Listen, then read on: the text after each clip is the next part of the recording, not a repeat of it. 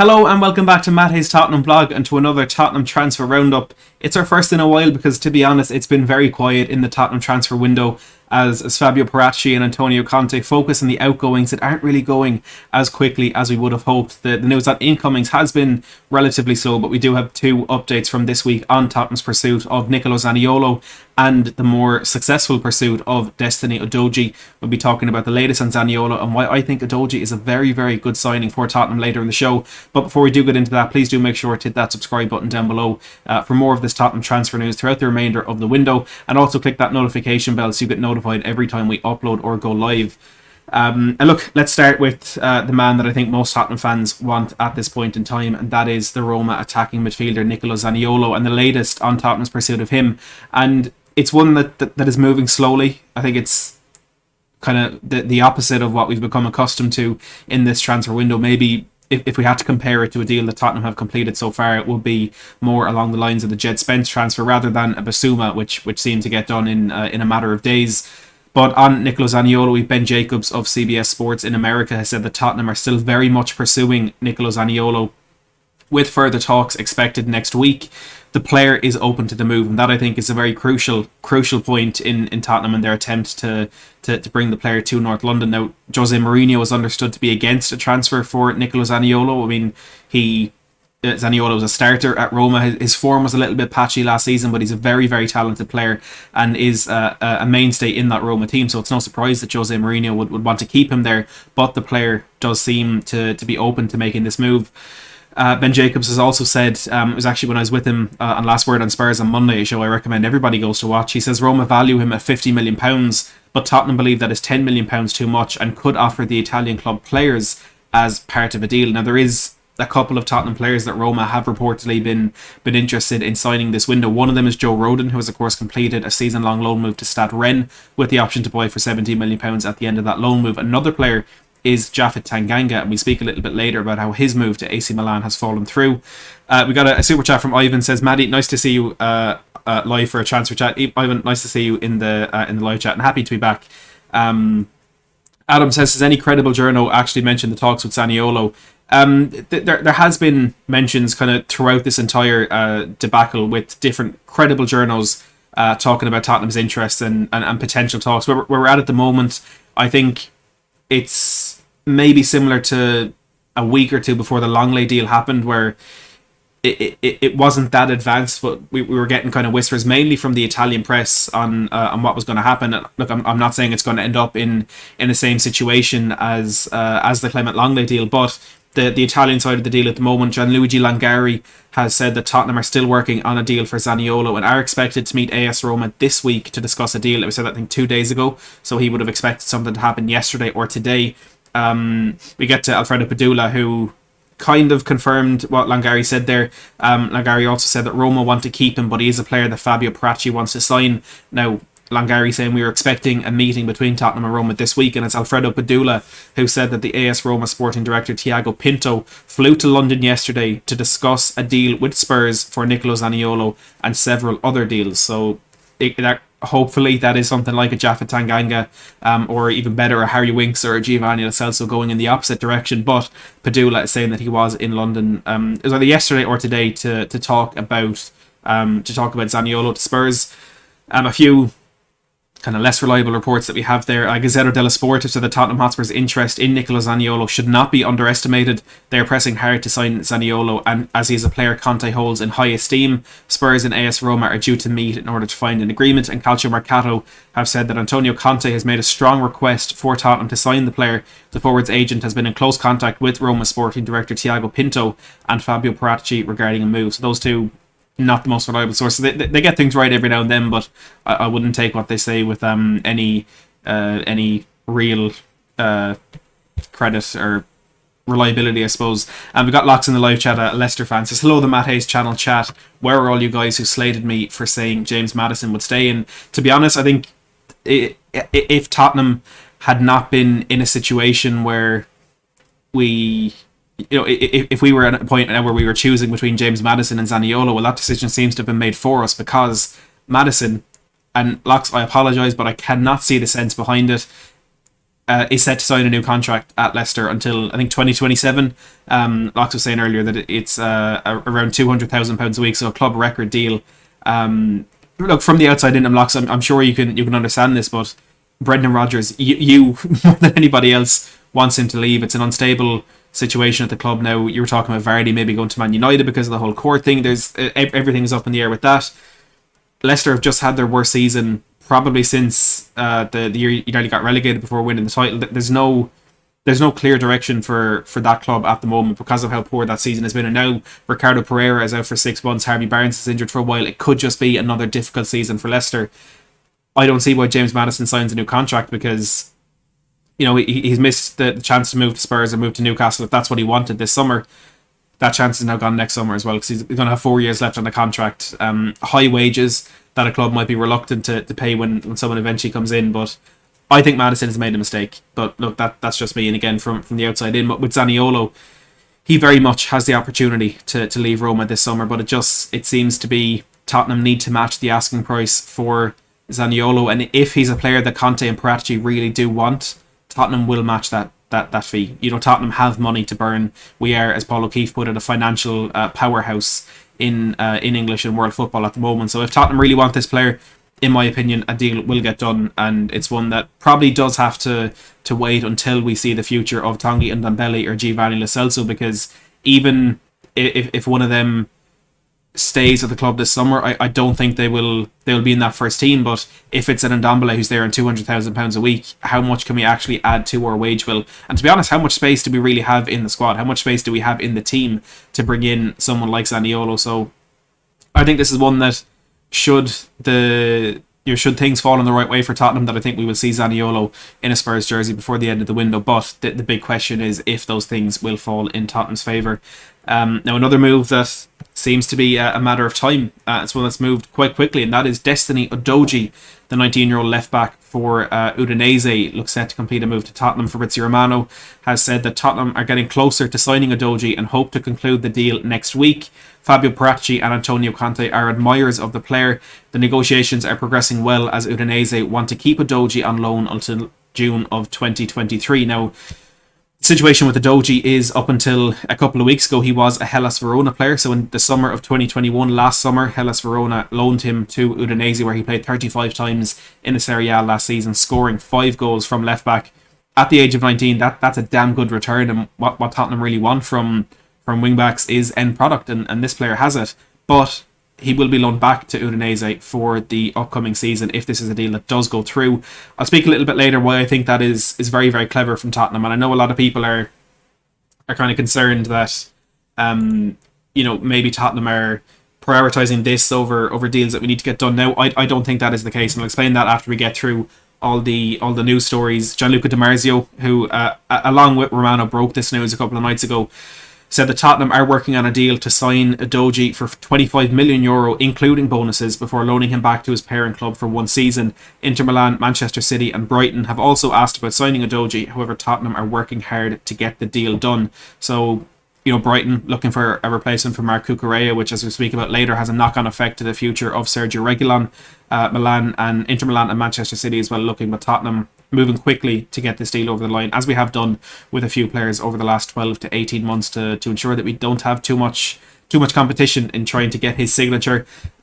Plenty of reliable sources talking about this. Lyle Thomas has said that Tottenham have pushed ahead with talks to get the Udogie deal done. Udinese are looking for £21 million and to keep him on loan for the season. Jason Burt of The Telegraph has said that Tottenham are close to signing him. Sources in Italy suggest that Tottenham have reached an agreement to sign Udogie and that the transfer is close to being completed. Spurs will pay £21 million, or again €25 million, and send him back on loan to Udinese. Charlie Eccleshare has said that Tottenham are hopeful of completing the deal, and Dan Kilpatrick has said that Tottenham are in talks, with Antonio Conte said to have personally recommended the 21-year-old or the under-21 Italy international to Spurs, who again would loan him back next season. Now, as Daily Hotspur pointed out, Destiny Udogie is actually not included in the Udinese squad that kicks off their Serie A season tonight in their game against, let me just look it up quickly, their game against, it's not there, it must be a friendly, but whatever it is, he's not in their squad, which to me is a little bit confusing if we are going to loan him back, unless he's in London now doing a medical or going over contracts or whatever it is, unless there's something close to being completed right now, I don't see why he wouldn't be in that squad, because typically it would happen if a player doesn't want to be there, he wants to go, he wants to leave immediately. You don't want to have him in that squad when his mind is elsewhere. But if he's going to be loaned back, you would assume that he'd be happy to play and he'd be in a fit state of mind to play. But he is not in that squad this evening. Another small report from Calciomercato. They say that Tottenham have a verbal agreement in place with Udinese over a deal for Udogie. We'll pay €25 million and loan him back for the season. I was going to bring you a quick thread from the Spurs Watch, written by Thomas Narramore. It's linked in the description down below if you want to check it out for yourself. Just a quick insight into Udogie, because I'm sure a lot of people don't really know too much about him, don't know what he would offer to this team. Before, again, I tell you why I think this is a brilliant transfer. Thomas Narramore said, his defensive ability is what most impresses me. He anticipates really well, presses opponents hard, and uses his long legs to retrieve possession. He's one of those players who seems to adore defending, and he also has a pretty contagious work ethic when playing in defence, which fits an Antonio Conte style absolutely perfectly. He's a strong player who can easily push opposing wingers off the ball and use that strength to keep the ball. Physically, he is good as well. He's an explosive player with good agility for someone of his height, standing at 6'1". This season, he has put up strong defensive numbers. It's been a debut season of quality, with 35 games played amounting to 2,500 minutes and 8 goal contributions with 5 goals and 3 assists. He made the majority of his appearances as a left wing back because Udinese primarily utilised a 3-man defence. So any maybe qualms that we'd have about someone, Jed Spence, for example, maybe playing as a right back and coming in to play then as a right wing back, or on the other side with Sessegnon up until last season not really playing in that position too much. We don't have that fear with Udogie because he played left wing back in that side last season. He is very skilled at giving his team opportunities. Udogie produced 28 opportunities or chances for his team last season, which ranked 14th in the league. Additionally, he successfully completed 38 dribbles, which ranked 6th amongst Serie A defenders. So some good return there. He's one of the Serie A players that delivers the most presence and XG to the opposing area. His statistics have also skyrocketed in recent games, so he had a very, very strong end to the season, which I'm sure has... It could be a factor that maybe sped up Tottenham's interest in getting this deal done quickly. He has decent dribbling skills and likes to project himself with the ball, which is pretty much the only way he can pose a threat given he lacks in passing. He is one of the Serie A players who touches and passes the fewest balls, plain and simple. There's a few more bits there if you want to check it out. It is in the description down below.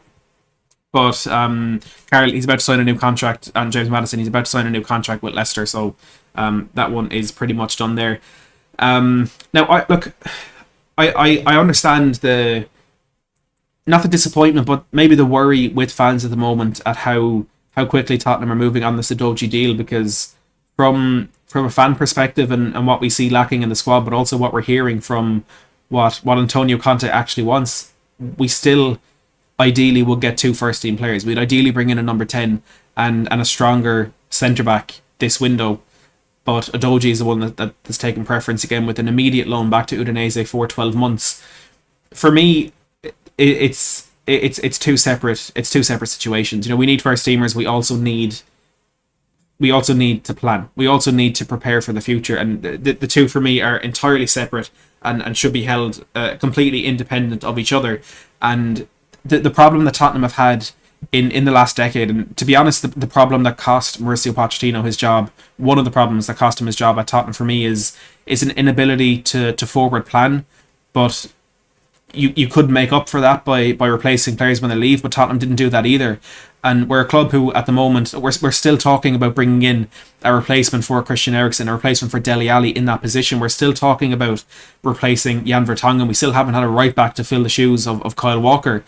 We haven't been able to replace the big players that we lost, and that I think is a very key factor in why we kind of fell away for 2 or 3 years there. Obviously back in the Champions League now, just to remind you all in case you forgot.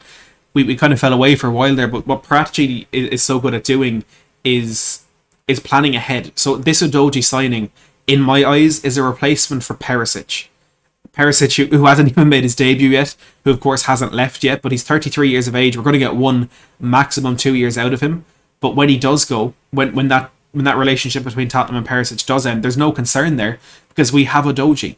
Well, it looks like we're going to have Udogie to replace him a year or two down the line. And loading him back to Udinese is smarter, because right now we have Reguilon and Sessegnon in the team. We're hoping to get rid of Reguilon. We'll talk a little bit more about that in a few minutes. We have Perisic and Sessegnon, so realistically, Udogie wouldn't really get anywhere near that first team. And does he have the ability yet? I don't know. He goes back to Udinese, where he played really well last season, played the majority of their games. He scored goals, he got assists, he's in a system and with players that he knows to continue to develop his game. And then maybe when Perisic goes, or a year before Perisic goes, we can bring him in and start to really embed him in what we're trying to do, and allow him to adapt to the English game. So I think it's very good business from Tottenham, and I know it's £21 million, but I don't think it's £21 million that's been taken away from another deal. You know, I don't think if this didn't happen that all of a sudden we'd be able to have the money for Zaniolo. I think we have the financial capabilities to bring in Udogie, to bring in Zaniolo, and to bring in a centre back. So I don't buy the idea that this is taking our focus, attention, and financial ability away from other deals. I think this just is separate of that, and for me, there's no downside to this deal. Again, that's just me. A quick mention as well on Memphis Depay, because Gabriel Sanz, a tier 1 source for Barcelona News, has said that for weeks Tottenham have shown interest in Memphis Depay, a player who has, quote, no space at Barcelona. And I think why this has crept up again is because, according to Sanz and Mundo Deportivo, Joe Lewis is in Barcelona. Realistically, he's on holidays. You know, Daniel Levy at this point isn't too involved in Tottenham transfer dealings apart from the Spence deal. So the idea that Paratici would come in and take control of transfers, and then all of a sudden Joe Lewis is back in the negotiation table, I don't buy that for a second. I really don't think there's too much to that. On to departures, and on to Jaffa Tanganga, who for a while seemed destined to join AC Milan. That's not happening. Ben Jacobs has said that AC Milan have cooled their interest in Tottenham defender Jaffa Tanganga, and I think Di Marzio said something similar. When it was progressing, it looked like a deal that would probably get done. Then for a while, we were kind of hearing that Tanganga was kind of an option rather than a priority, which was surprising to me, because they wanted him back in January as well, and it was Paolo Maldini who was pushing for that deal to happen, but they've decided to look elsewhere, and they won't be bringing Tanganga in, which then maybe leaves a question as to whether or not Tottenham are going to buy another centre back this window, because with Rodon going to Stade Rennes and Tanganga going to AC Milan, it looked certain that we kind of had to pursue another centre back, which I would have thought would have been an improvement on Longley, and then have him as a backup in the centre or left centre back position. But at the moment, Tanganga is a Tottenham player, and there's nothing to suggest that will change. Calciomercato have said that Tottenham are considering a swap deal between Tanganga and PSG midfielder Leandro Paredes, but and there's a question from Roman Numeral Man, says, any truth to the Leandro Paredes rumour? He is certainly a Brozovic type player. From Calciomercato, I wouldn't take it too seriously just yet, but he was mentioned in January when Tottenham were trying to loan Tanguy Ndombele to Paris Saint-Germain. There was mentions that Tottenham had requested Paredes in those negotiations, so there could very well be interest from Spurs. On Sergio Reguilon, Jacob Steinberg, again, I wouldn't take it too seriously, but he said that Brighton made a move for Sergio Reguilon which failed, and ultimately Brighton are part of a domino effect that's going on at the moment, not in Tottenham's favour in our attempts to get rid of Sergio Reguilon. Sevilla and Barcelona were the two teams that seemed most interested, and when Sevilla sold Jules Koundé to Barcelona, you kind of felt they had the money and they had the means to be able to bring Sergio Reguilon back to the club. However, they have completed the signing of Alex Telles from Manchester United, so Sevilla certainly won't be moving for Reguilon in this window. They also have let me know in the chat, I've forgotten his name. That's really going to annoy me because I can see him. Is it Marcus Acuna at left back as well? So that won't be happening. And then the Cucurella domino effect that started, which could have maybe have had something to do with Steinberg's report on Brighton making a move for Tottenham's left back, but with Marc Cucurella completing his move to Chelsea, it looks now as though Marcus Alonso will complete his move to Barcelona, and then that's another potential destination for Reguilon gone off the market. So Tottenham are running out of time. We're running out of time. Less than a month left with all these players still here. I had space up here to speak about Harry Winks and Giovanni Lo Celso, but there's nothing to speak about. We're no closer to knowing where they're going to end up with Lo Celso. It still seems to be Villarreal and Fiorentina that are being mentioned. And with Harry Winks, it's every Premier League club outside the top six, to be honest. And Tanguy Ndombele, again, nothing much. Peter O'Rourke, who is very good, I think, for kind of championship news and stuff like that, but I wouldn't take this too seriously, where he said if there's a deal to be done that would suit Aston Villa and Tottenham, there's a real possibility that Ndombele could end up at Aston Villa, as he is on Villa's list. I wouldn't see anything in that, to be honest. Another midfielder, Pape Matar Sarr and Daniele Longo, has said that AC Milan see Tottenham Sarr as a suitable alternative to Renato Sanchez, who has just completed a move to AC Milan, or to Paris Saint-Germain. I'm still kind of undecided on where Sarr will be plying his trade next season, but of course if he is leaving, it will be on loan. And finally, a completed move. Kian Etete has completed a permanent move to Cardiff, brought in a few years ago from it was Notts County Academy. A couple of loan deals, did well, but ultimately I think with Dane Scarlett and Troy Parrott at the club, that it's just not really going to work out for him at Tottenham, and he's completed that move to the Championship. And of course, we wish him all the best at Cardiff. But we will wrap it up there. Please do hit that like button if you haven't already. I'm not sure how many likes we're on, but I can guarantee it's not 413. With 413 watching, it probably should be. Do make sure to hit that subscribe button down below as well if you haven't already. We're 6 away from 15.9k, so make sure to smash that as well. Make sure to check out the description down below for a link to my Twitter. We've passed 10,000 followers in there, so thanks to everyone who already does follow me. Check me out on TikTok as well. I've started uploading really, really bad edits on TikTok. So if you want to laugh at my appalling editing skills, make sure to do it over there. Cheese Room Podcast, good to see you in the chat. I assume it's Caller. But whichever one of you it is, thank you very much for tuning in. Everyone make sure to check out the Cheese Room Podcast as always. But from me, for now, and as always, thank you so much for watching.